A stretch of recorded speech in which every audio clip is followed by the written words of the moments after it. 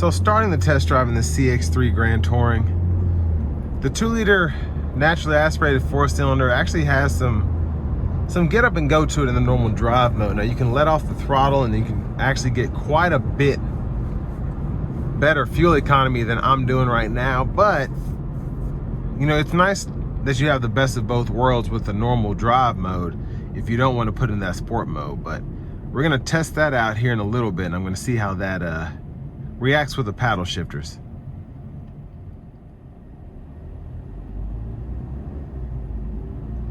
Now what I like about the car is it drives very normally. I prefer to have a 6-speed, well, just a traditional automatic transmission that shifts as opposed to a CVT with these kind of vehicles. It just makes the driving experience more lively, and I think that's why Mazda has kept the 6 speeds in so many of their lineup, because it's nice to drive, relatively reliable, and it can be fun if you are wanting to have a more spirited drive in that sport mode, for example.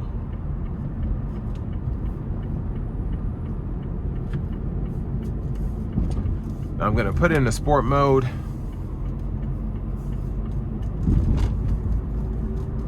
Then we're in manual mode as well.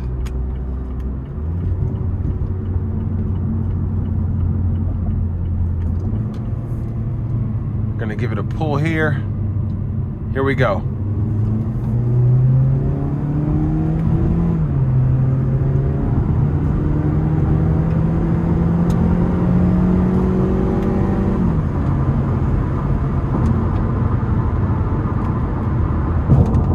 So again, it makes it more fun to drive having that mode there.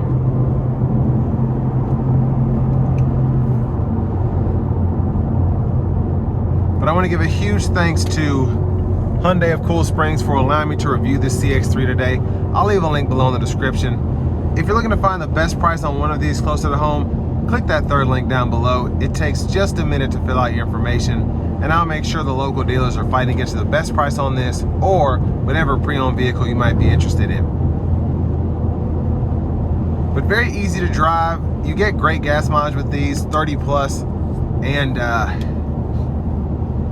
I'm surprised with how luxurious this feels. I know it's the Grand Touring, so it's cream of the crop in terms of the Mazda lineup when it comes to trim levels, but still, the luxury here is actually really nice, and a lot of it has to do with this this red, purple, whatever you want to call it, interior here. Just how it has that two-tone effect with the black. It feels exquisite, and that's what a lot of people go into this trim level for, to have something that feels like that, that doesn't have a Mercedes-Benz price tag.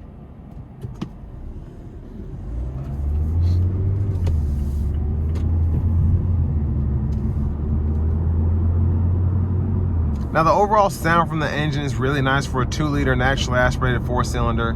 I like the shift points with the 6-speed. I like the paddle shifters again. It's just a fun car to drive. It reminds me of the Corollas, where it feels good, but it's not necessarily, you know, it feels bigger than a Corolla at the same time. This feels more like a Corolla Cross, but also kind of feels like it sets like a Corolla, if that makes sense. It's hard to describe. But I love it. I love how it drives. Again, it's fun, which is surprising in this segment. You usually don't find cars that are this much fun. You have a CVT, and you know, they're just they're not made to be fun. They're made to be economical. But for the money here, at right under 20 grand, can't really complain about it. Having less than 66,000 miles on it, this one being fully loaded with heated seats, navigation system, single zone climate controls that are automatic, and then the Bose sound system again sounds incredible. But on top of that, having the sunroof, backup camera, you still get a CD drive here. I just think it's a good economical car if you do a lot of city driving, if you're by yourself a lot, if you want something just for you and a partner and you all want to save as much money as possible when it comes to maintenance and fuel costs. This is a good way to do it. And with all that being said, this will bring me to the end of my review of this 2018 Mazda CX-3 Grand Touring.